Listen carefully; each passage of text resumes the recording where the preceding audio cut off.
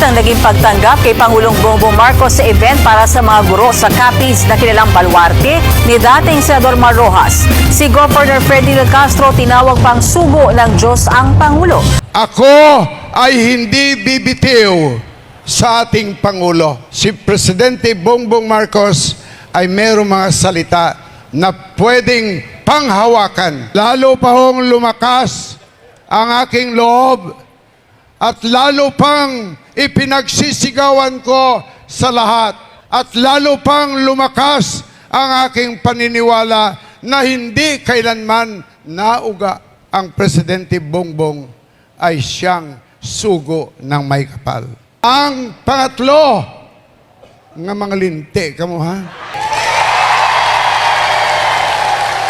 Ayan po, mahal na Pangulo.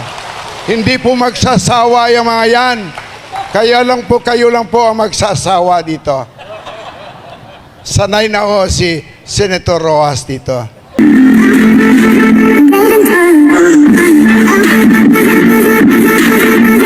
Init ang naging pagtanggap kay Pangulong Bongbong Marcos sa event para sa mga guro sa Capiz na kilalang baluarte ni dating Senador Mar Rojas. Si Governor Ferdinand Castro tinawag pang sugo ng Diyos ang Pangulo. Si Capiz Governor Ferdinand Castro tinawag pang sugo ng Diyos si PBBM. Upang magbigay ng mainit na pagbati sa ating lahat, tawagin po natin ang Governor ng Capiz, Honorable Ferdinand H. Castro.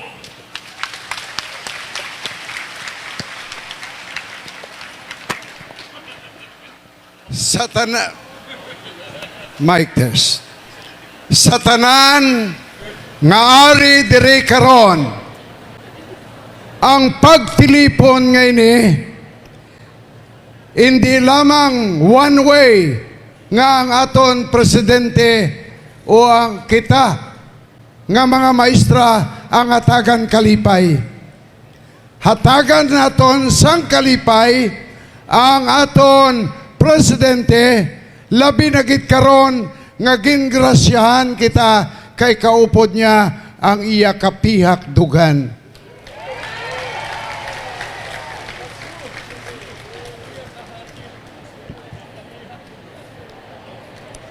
Luyag ko nga may baluan ninyo tanan nga si First Lady Luis Araneta Marcos taga Western Visayas. Ari na kita karon sa pinal nga istorya. Sangari dire ang presidente, nagtilipon ang mga pispis. Karon nga nagbalik siya dire, hindi lamang pispis ang nagtilipon, kundi ang mga haligi sang kinaalam sang aton mga kabataan. Karon, ari dire ang taga Iloilo. Ari dire ang taga Aklan. Ari dire ang taga Capiz. Ari man dire ang taga Antique. Pila lang kamo kabilog. Gani, lantawon naton ang Gimaras, Ariman. Pasensya lang ga, lantawon naton kung sinugid ang nagapalangga sa aton presidente. Kaysang nagkari siya dire, ang aton stadium daw maguba sa pamalakpak. Karon ang luyag ko, maglinog ang Western Visayas. Pero may konti sini. Ang mas matunog amo ang tandaan ni Presidente Bongbong Marcos. Una, luyag ko nga ipabati ninyo taga Iloilo ang pamalakpak para kay Presidente Marcos kag sa iya tiayon. Baw, Matunog, matunog, matunog.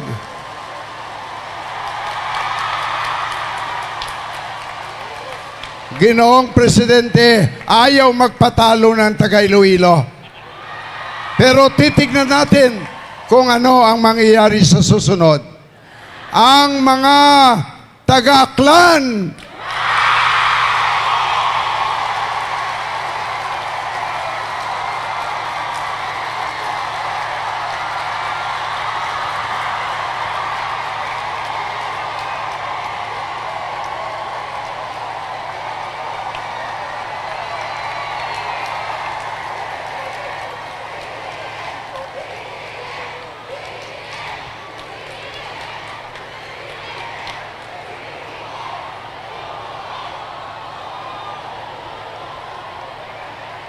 alam niyo po, mahal na Pangulo, nung pagtawag ko sa mga guro na taga-Aklan, tumayo si former Governor Joven Miraflores at ang kanyang anak na si Governor Joen Miraflores.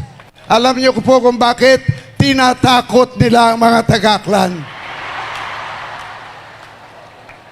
Ang pangatlo, nga mga linte kamo ha,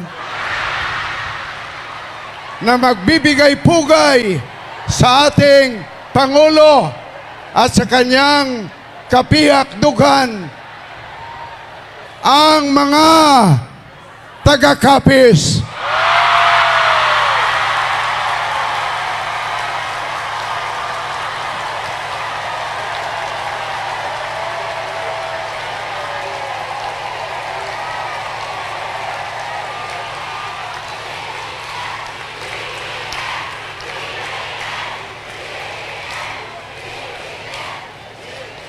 Alam niyo po, mahal na Pangulo at unang ginang, inilagay po nila talaga ang mga Kapiseño dito sa harap. Sa pag-aayos pa lang ng formasyon kung sinong nandito, may daya na ho. Chopi ho ang nangyari ngayon. Ngayon, ang hinihiling ko sa lahat, samahan naman natin ang mga taga-Antique at taga-Guimaras.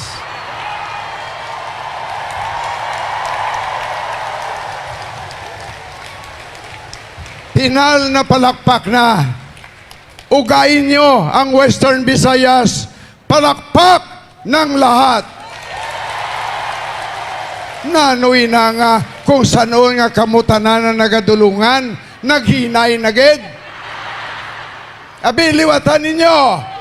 1. Kamu dira, upod kamu di. Daway kamu gihoda. O sige, mahal na Pangulo, hihilingin ko sila ngayon. Maglalaban ng palakpak sa iyo at kay Ginang Luis Araneta Rojas. Para kay Presidente Bongbong Marcos. Palakpak! Sa kapiyak, tanawon tabi. Kaya man kamo nga mga babae, bias kamo eh. Lantaon naton para kay First Lady Luis Araneta. Way pagkanigo katapos nagpalakpak na mo. Nadula ang Marcos nga apelido. Okay. Gani sa inyo tanan, nga mga maestra kag maestro, ano to?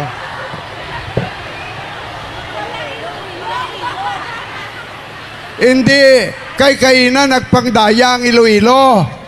Karon dayaon taman kamo. Ibutang ko sa ulihigid, agudto nga matunog gid ang palakpak niya. Iloilo! Palakpak!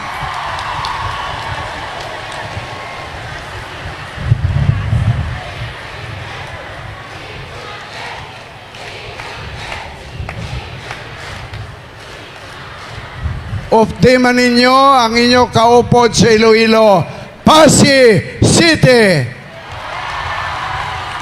Ano pa? Wala na.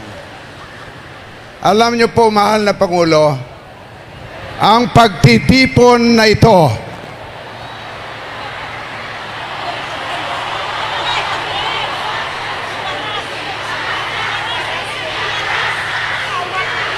akon man lang ina, kay kung hindi ka mo yung magreklamo na ano yung labot ko.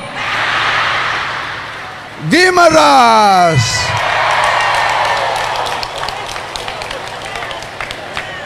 Tapos na, no? Wala na. Ayos na. Oh, may nagareklamo pa di. Pinakadako sa tanan. Iloilo City.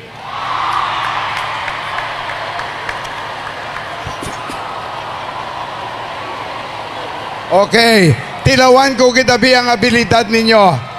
Mga kapisnon, magpamati ka mo. Taga-Aklan, nagatulok sa inyo ang inyong gobernador. Taga-Iloilo, nagatulok kami tanan sa inyo. Taga-Antique, jutay ka mo pero ofdan namon ka mo. Taga-Gimaras, aride ang nagabantay sa akon. Hindi ka mo malimtan. Iloilo City, lantawon-ta ang abilidad ninyo. Ang palakpak tuya, mahinay lang to kada syudad, kada probinsya. Abi, ipakita naton nga ang inyong paghugyaw, ang inyong pagpalangga sa mag-asawa, ang inyo nga kalipay karon nga adlaw, isa ka kalipay kag matunog nga pamalakpak ang aton ihatag sa mag-asawa. 1, dunga na. 2, 3. Ayan po, mahal na Pangulo. Hindi po magsasawa yung mga yan. Kayo lang po ang magsasawa dito. Sanay na ho si Senator Rojas dito. Dahil kung walang palakpak, ako ang hinahanap ni mami niya. Gani sa inyo tanan, ang ini nga pagtilipon naton, isa kamaragtas nga istorya sang Region 6. Wala pa ini matabo sa aton kabuhi. Kung wala magpresidente, si President Bongbong Marcos, gapalakpak mo, mahinay man. Tuduhin nyo, be. Kung wala siya magpresidente, ang maragtas nga istorya sang mga maestra kag maestro nga nangin madinalagon sa ila kabuhi, wala matabo. Tumalagsahon ang ini nga okasyon, tumalagsahon ang ini nga pagtilipon.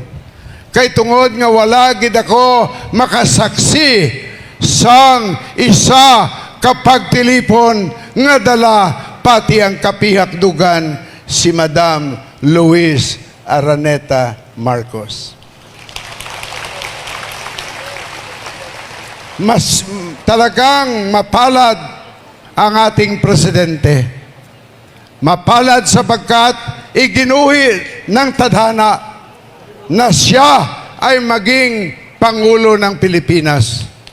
At hindi lamang yon, iginuhit din ng tadhana na mabigyan siya ng may bahay na magmamahal sa kanya. Totoo yan. Totoo yan. At alam nyo, ang ating unang ginang ay nakikilala ngayon na siya ang ina ng kalusugan ng ating bansa.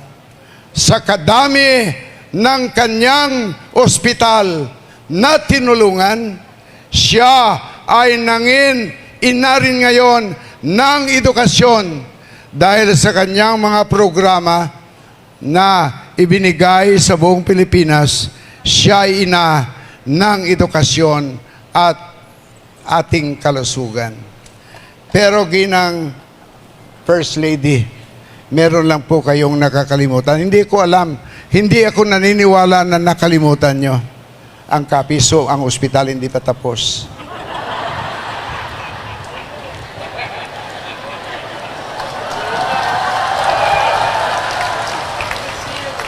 At saka yung ospitalo namin, 12 taon na ginagawa. Yan ho ang pinakamalaking ospital sa buong mundo. Kasi 12 years in construction hanggang ngayon, hindi pa natatapos.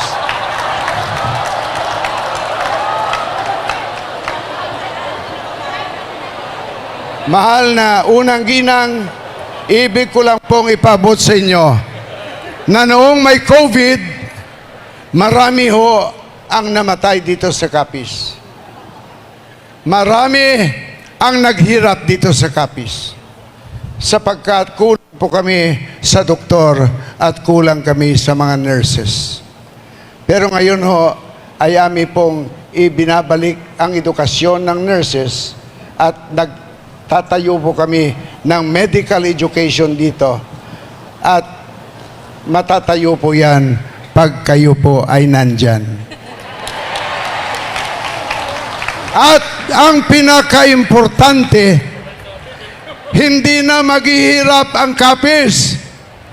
Ganun na rin ang Iloilo. Ganun na rin ang Aklan.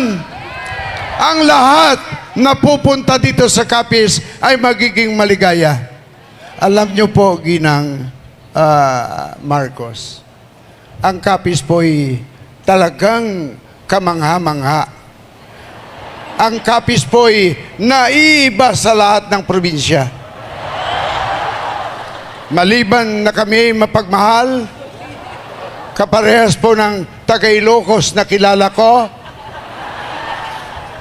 kami po dito sa Capiz ay ibang-iba sapagkat pag umuulan, nagbabaha, ang mga sugpo at alimango ay hinuhuli sa kalsada. Hindi na ho sa palaisdaan. Subalit, ako ay hindi bibitiw sa ating Pangulo. Ipinangako ko sa sarili ko, ito'y totoo. Si Presidente Bongbong Marcos ay mayroong mga salita na pwedeng panghawakan. Noong kami ay nagpulong kasama ang ibang gobernador sa Iloilo, sinabi ko sa kanya, Mr. President, hindi po ako gagaya sa ibang probinsya na masyadong mahaba ang listahan na kanilang isinumiti sa iyo. Ang akin pong isusumiti sa inyo ay isa lamang po, ang Panay River Basin Integrated Project.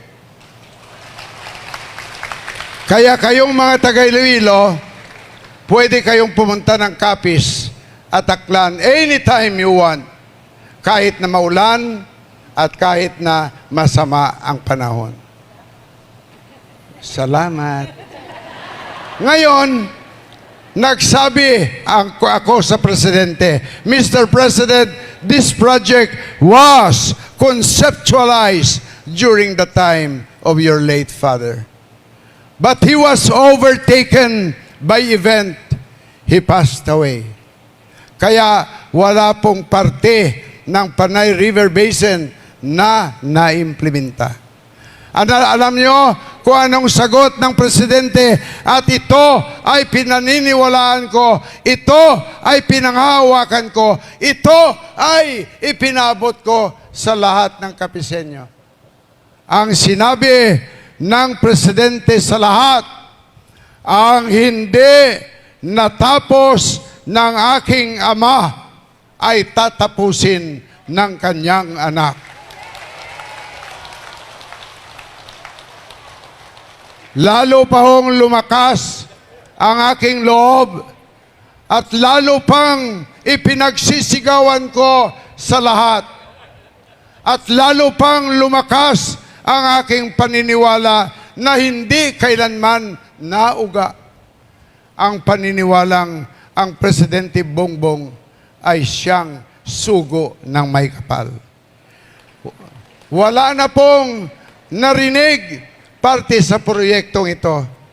Ibig ko nang bumigay, ibig ko nang manawagan sa may kapal na Diyos ko, mukhang mapupurnada po ito. Subalit, mahigpit ang aking kapit. Hindi ako naniniwala na makakalimutan ito ni Presidente Marcos. Kaya ang hulog ng langit ay dumating noong isang gabi. Inanunsyo sa lahat ng balita na ang Western Visayas ay maraming proyekto at binasa ni Undersecretary Claire Castro na ang Panay River Basin ay isa sa mga proyekto na isusulong ng ating Pangulo. Gani sa inyo tanan, ginapangayo ko. Patihin ninyo ang atong presidente. Wala kami at hindi kami, Mr. President, naniniwala sa mga fake news. Hindi po kami naniniwala sa mga sabi-sabi sa daan. Hindi po kami naniniwala sa lahat ng paninira sa iyo. Dahil sa bawat paninira sa iyo ay pagsira sa sarili nila. Kami po ay kakapit sa iyo. Kami po ay hahawak sa iyo. Hanggang kailan ang paniniwala namin ay pag-aari ninyo. Gani ang aton presidente kagayatiayon sa uli nga kay gayunan inyo hatagan sang pamalakpak nga matunog. And now, ladies and gentlemen, madiretso na kita sa pinakakarni sang aton nga programa. Sa inyo tanan, mga taga-Western Visayas, basi magabot ang tama nga kay gayunan, ayaw gin ninyo pagpaslawi ining mag-asawa. Basi kagton nyo ang siko ninyo kung magsala kamo. Proteksyonan, patihon, panindugan sang sini nga mag-asawa. Kaya ako, bisan nagaisa na lang ako sa kalibutan, ang akon tagipusoon sa aton mangyapon, Mr. and Mrs. President and First Lady Bongbong Marcos and Luis Araneta Marcos. Karon na ang oras sang pagsumpa ninyo. Pero dalo ninyo sa pagpanumpa ninyo. Hindi lamang ang posisyon nga inyo naagom tungod sa programa nga ginpirmahan, kag ginaprubahan ni Presidente Marcos. Dalon nyo sa inyo pangamuyo nga hatagan sang maayo kag mapawa nga buwas damlag, maayo kag mapawa nga direksyon, maayo kag mapawa nga karsada ang alagyan sang administrasyon ni Presidente Bongbong Marcos. Ladies and gentlemen, I give to you the President of the Republic of the Philippines, Ferdinand Marcos Jr.